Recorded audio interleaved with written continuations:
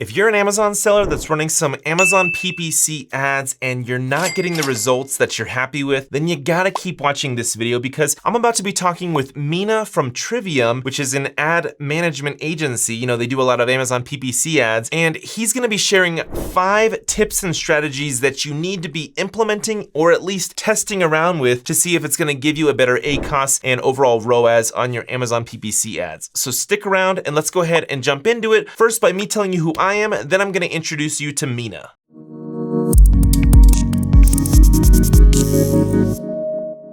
All right, so real quick, if you don't know me, my name is Ian Smith and I run a creative marketing agency that helps Amazon sellers increase their PPC return on ad spend by increasing the product listings conversion rate. We do this by creating better photo and video content for the product detail page, which helps them stand out from their competition when the shoppers are viewing their listing and everything like that. We create videos that can be used as sponsored video ads, in the storefront, as ads on TikTok, and in multiple places around the product detail page on Amazon. So if you're wanting a free audit on your listings to see how your PPC ads performance can be boosted up by increasing your listing page's conversion rate, then book a free call with me by going to emaamz.com. All right, so now let's carry on with the video and let me introduce you to Mina with Trivium.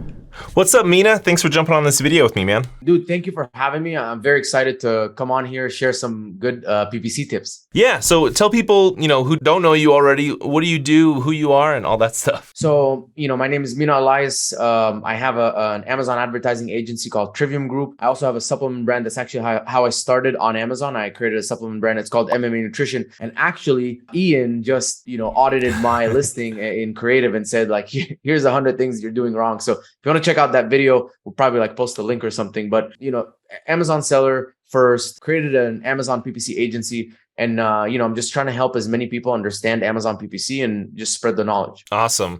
So yeah, you guys, if you want to watch that video, link is going to be below in the description. Maybe we'll also have a card in one of the corners or something like that. But let's go ahead and jump into the 5 ways to fix your money wasting Amazon PPC ads. These are some really good strategies that Mina and I kind of brainstormed to really try to give you guys the most value. So be sure to stick around because I do not think you're going to want to miss any of these 5. All right, so let's jump into the first one. Mina, what's that first money wasting strategy or thing that they need to do in order to stop wasting money? Perfect. So the first one that I see very commonly, and by the way, we audit over 100 brands every single month and we look at their PPC. And I'm just talking about the very common ones that we see all the time. So the first one is multiple ad groups. Because on Amazon, you can only set a budget at the campaign level. It goes from campaign and then the ad groups, multiple ad groups. You can't control where the money goes. So let's say you have 2 ad groups. One of them has really good keywords. The other one has average keywords. You might get $90 or 90% of your budget towards the bad one and then 10 towards the good one.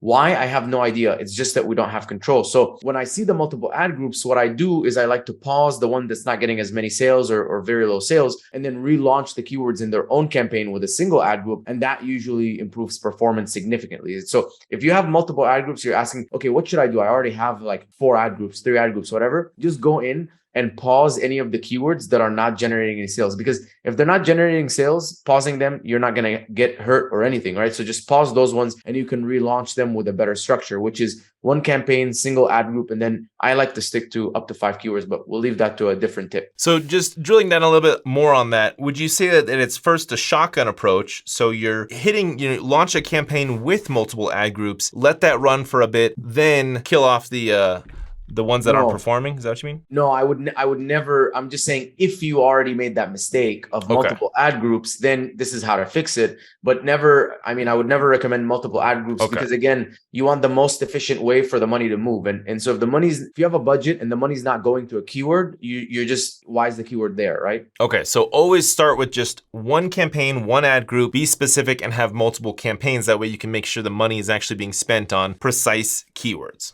Correct. Okay, cool. So what is that second strategy you'd recommend? The second biggest mistake I see very commonly is having a very low budget on your campaign. So people will have either an entire account level budget cap, a portfolio level budget cap, or low budgets on their campaigns. And what I'm seeing very commonly is having those budget caps really affects performance. It just, I don't know why, but an account level budget cap, we're spending money, we're trying to increase bids on the keywords that are profitable. But what we notice is the money goes somewhere else because Amazon controls it. Same with the portfolio level budget caps. Now, when you have a campaign, and let's say it's a 35 a day dollar budget cap, what happens is, even if I have a decent bid, I feel like Amazon, and this is what we see very commonly, right? Amazon throttles the performance. And what happens is, when we increase the budget, let's say you have a campaign and it has a 5x ROAS or 20% ACOS, even if it's not hitting the daily spend, if you increase the budget from, let's say, $50 to $200, you'll notice an increase in spend and increase in sales at that good ACOS, even just by increasing the budget. And so I've done this so many times where we had these clients come in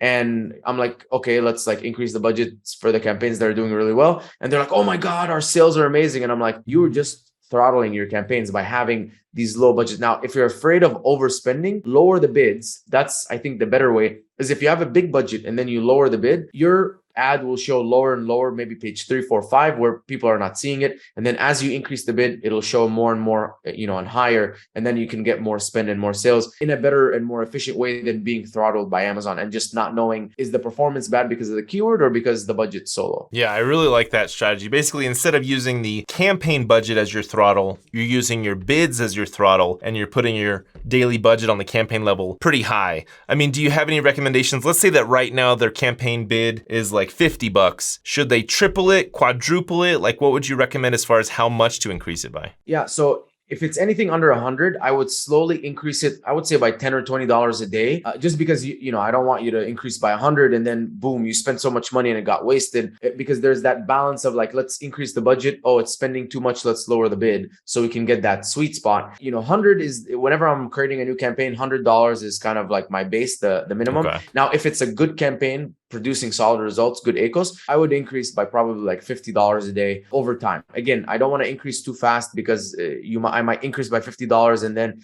all of a sudden you're spending $300 more a day and you didn't account for it. Yeah. Okay, so $100 a day is the minimum. Try to get to the point where you have maybe like $200 to $300 per day, and obviously being at a healthy ACOS and ROAS and stuff like that. Exactly. And even if your ACOS is bad, what I would do is I would lower the bids first and then increase the budgets and then re-increase the bids to see if the bad ACOS was because you just had a throttled campaign or it's just the keywords not working out. Gotcha. Okay, now when it comes to keywords, what would you say is a healthy amount to put in each campaign? Like what we personally do, and we may be doing it wrong, there's always a better way to do things. We will typically do like 20 to 30 keywords in a campaign. Is that too much? Is that a good amount? What do you think? Perfect. So that's the next tip, right?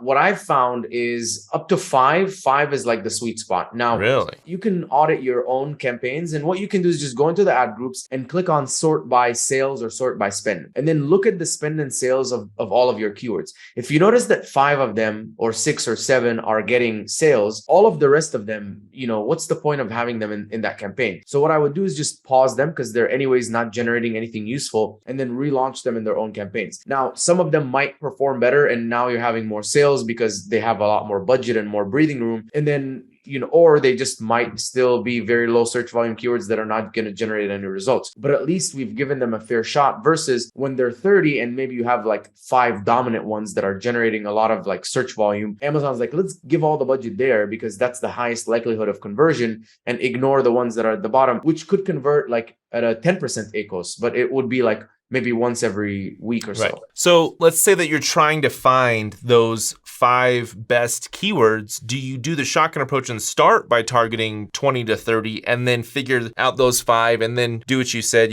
create a new campaign? Like, how do you go about initially finding those 5 winning keywords? So I like to again, limit it to 5. But the way that I start when I launch is like I have the auto campaigns and then I have the main keywords, 1 keyword per campaign. And then I have, some of the not so main, but like maybe mid-tier keywords, 5 per campaign.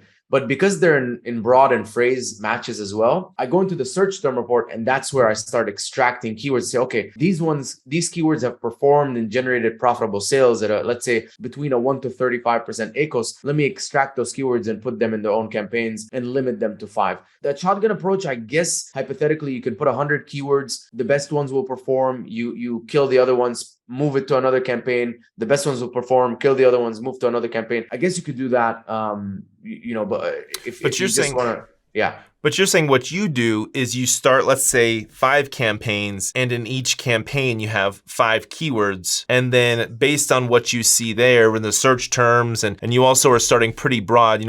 We personally don't really like to do broad too much because it seems like it just blows the budget quickly. But you're saying you kind of start in a wider way with the actual type of keyword, but targeting less keywords. Correct. Yeah. So I could, for example, just have the 4 different auto campaigns plus, let's say, 3 campaigns, 1 broad, 1 phrase, 1 exact, for 1 different keyword. So like 9 campaigns, 3 broad, 3 phrase, 3 exact. And then just those are the main keywords and let those run. And then very quickly, because of the high search volume of those keywords, I look in the search term report and I see some results and I'm like, okay, perfect. These ones have shown to be profitable and convert. Let's try them in their own campaigns and so on. So I could start very small and then let the data, buy the data and let the data tell me what's working and what's not working, versus trying to, do all this keyword research. I'm going to do the keyword research, but I can't guarantee that if my product is an electrolyte powder, I can't guarantee that electrolyte powder exact is going to convert. It probably won't,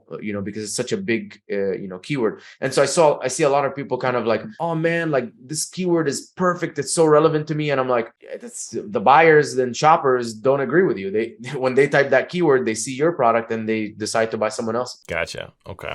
And I mean, it could also just be because that someone else has like 20,000 reviews or is like just way more social proof, or their listing is better, and so things like that. Exactly. So I'm not married to a keyword. I will just follow the data, and if the data says that electrolyte powder for children is performing well, even though my product's not for children, I'm just gonna spend more money there and make more sales. I don't care who buys it. Gotcha. Okay. So what would you say is the next thing to avoid or thing to do when it comes to Amazon PPC ads? Another thing that I commonly see is a little bit of cannibalization. And that's where I see keywords that are ranked very high organically are also ranked very high as sponsored. So let's say you're on position 1 organic, you're also the top of search first page sponsored. This can be okay because people will see you twice and then, they're like, wow, this is more authority. I'm going to click on that one. But sometimes it could be that these people we're going to click on you and buy from the organic listing, but end up clicking on the sponsored. And so you spent a lot of money without generating any additional sales. So a way I like to test this is I'll choose a certain, number of keywords, let's say 5, where I have very high sponsored and organic rank. And I'll just test lowering the bids on the sponsored. And instead of being in position 1, maybe going to position 20, 30, whatever,